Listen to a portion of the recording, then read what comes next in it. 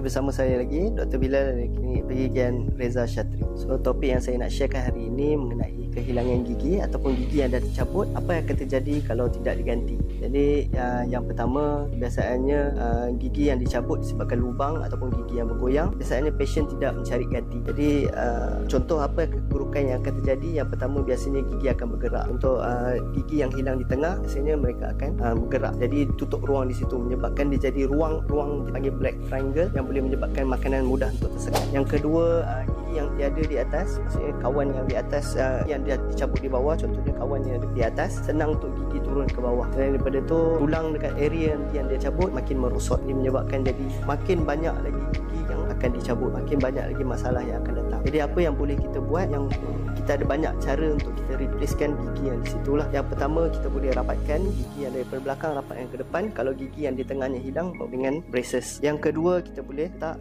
yang paling bagus adalah implant. Kita letakkan gigi yang sama macam gigi natural lah, and then implant juga lebih kuat, tahan lebih lama berbanding dengan replacement yang lain. Selain daripada tu, kita juga ada buat bridge, and then yang terakhir adalah denture. Denture maksudnya gigi palsu lah. Jika ada sebarang pertanyaan yang lebih lanjut, boleh komen di ruangan di bawah ataupun datang ke klinik kami, Klinik Pergigian Reza Shatri, Bandar Puteri Bangi, Kajang.